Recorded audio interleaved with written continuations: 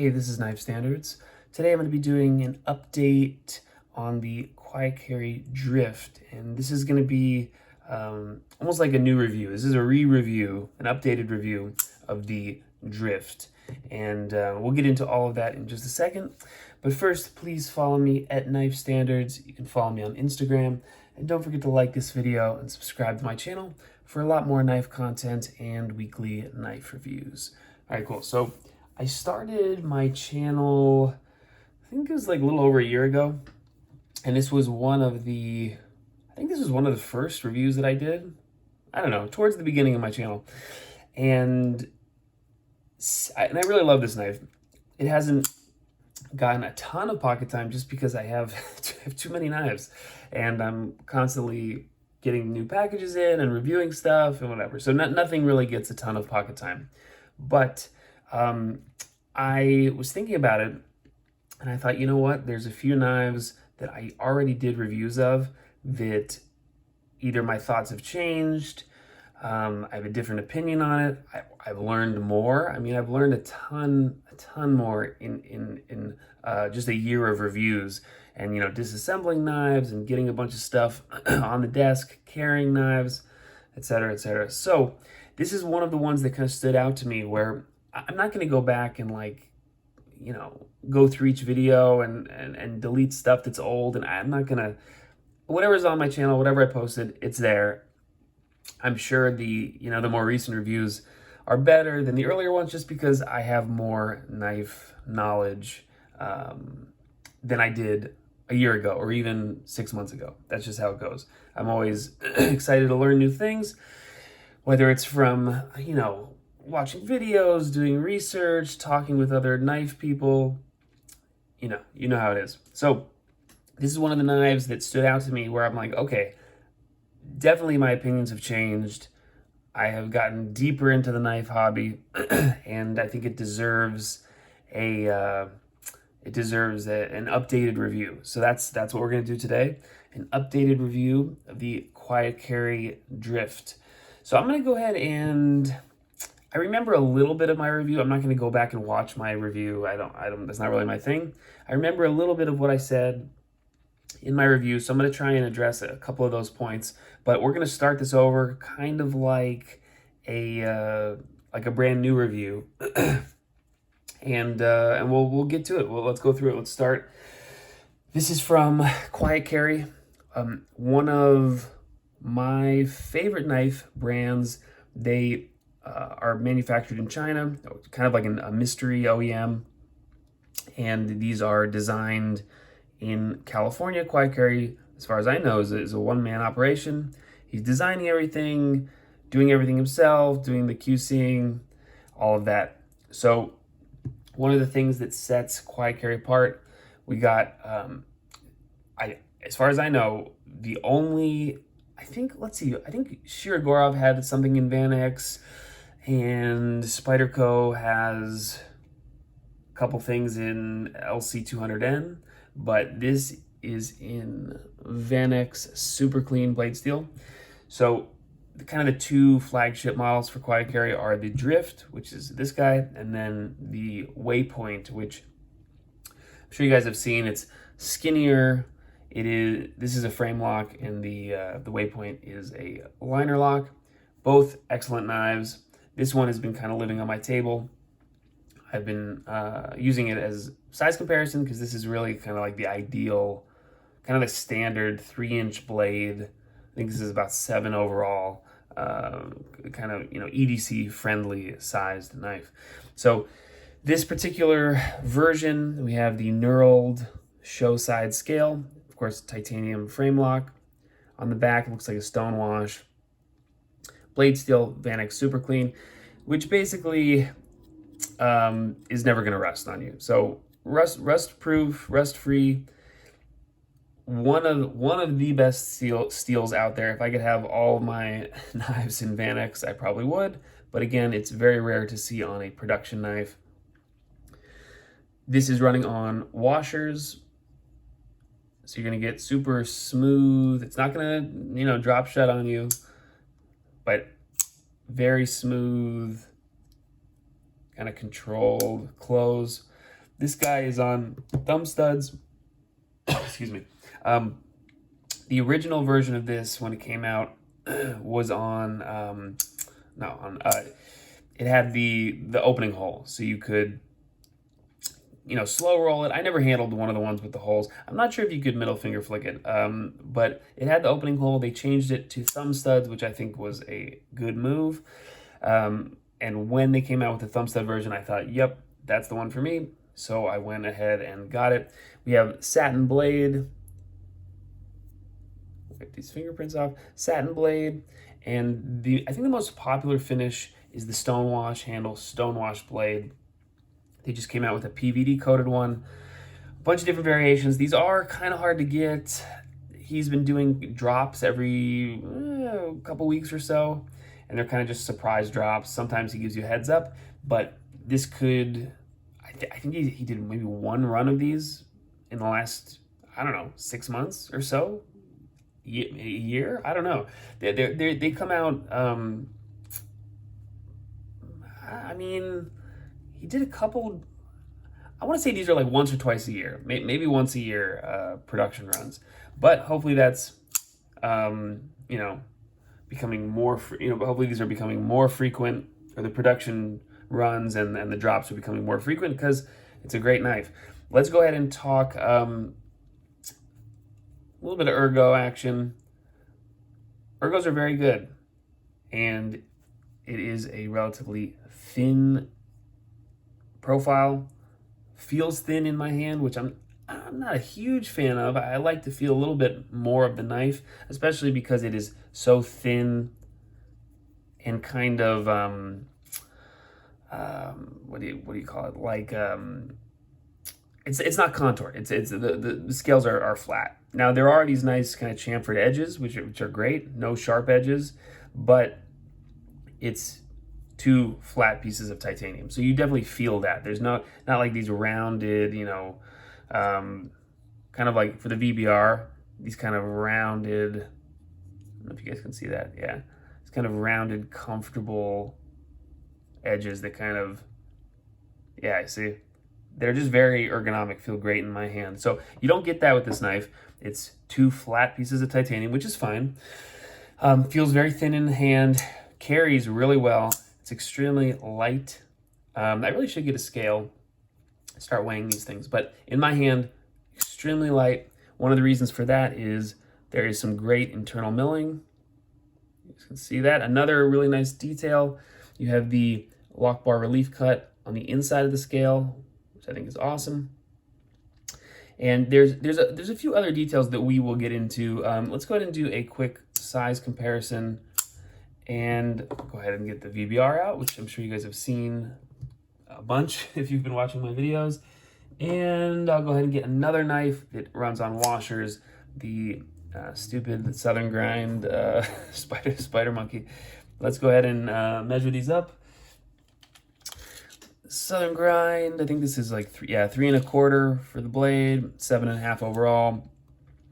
The Drift, 3 inches on the blade, about just under 7 overall, and then the VBR, we got 3.5 and 8 overall. So, you know, this, as I said before, this is like the ideal. I don't know if it's the ideal, but it's the standard kind of. If you think of EDC friendly, it's just 3 inches on the blade, 7 inches overall. I feel like a lot of designers and makers kind of shoot for those marks. 3 inches is kind of like the go-to for a lot of people. Of course, Southern Grind is a little bit larger, and the VBR towers over the Drift. Let's go ahead and get back into a few of the details that I really enjoy about this knife. One being the show side hardware. No tooling marks on the body screws, no tooling marks on the pivot screw. Very clean looking.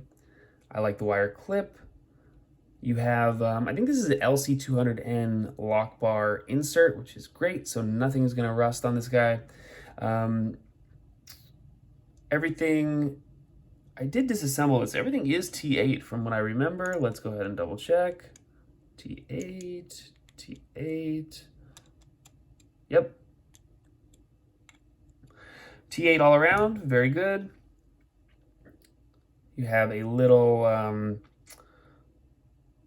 guess you could use that as like a lanyard hole, but little cutout, little mini backspacer. Overall, a really clean design. I think that's one of the big things, one of the big selling points on this guy, or the top two, I would say. The blade steel, Vanek super clean. The details that went into it, the lock bar insert being LC200N, which is also a rust-resistant steel, and the design. The design very kind of modern and clean. I love the knurling.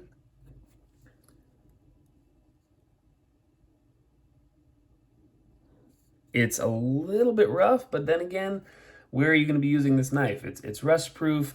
You can take it into the ocean. I feel like QuietCarry is very big on, like, you know, fishing and being on a boat. So if your hands are wet, this knurling is going to do a great job of providing a little bit of extra grip, which I think is a good thing.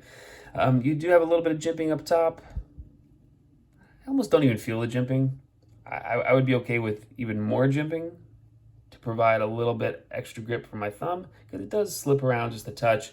Again, in pocket, this guy's super, super light. You almost forget that you're carrying it. The wire clip carries really well. I mean, feels great in pocket. I love wire clips. And on the spine, this is kind of, it's not crowned, but they definitely did some work to make this nice and smooth, almost rounded on the edges, but not quite. But again, very, very comfortable. Now, there are a couple downsides of this knife. One thing I want to address, which I remember from my review of this, I was kind of griping on the price point, which, you know, these are like I don't know, 320, 330, something like that. But with depending on where you live with tax and stuff, it could be like 365, 370, depending. But these are, you know, above the $300 mark.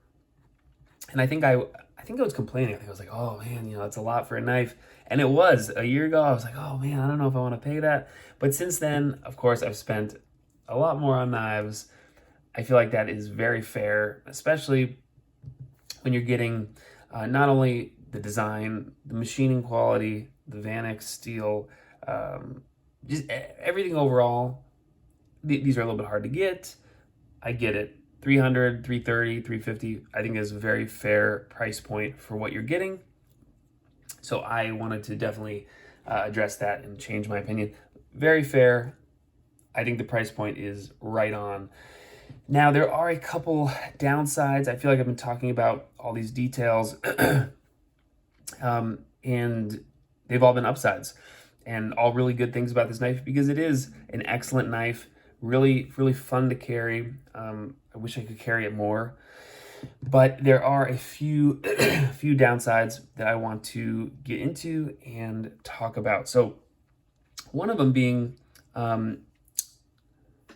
which again, it's not a huge thing, but the centering is off, and I've disassembled it, I've cleaned it, I've tightened the body screws, loosened the body screws, the pivot, etc., etc.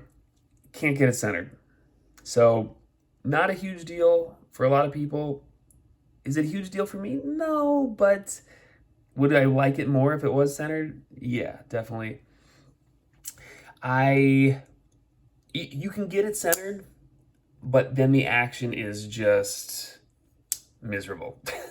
You go to flick it out and it gets stuck here because the pivot's just over tightened. So whether that's a machining flaw, I don't know exactly. You know, that I can't get it centered. If I do, the action is, you know, suffers. As far as blade play, zero. I mean, this is rock solid.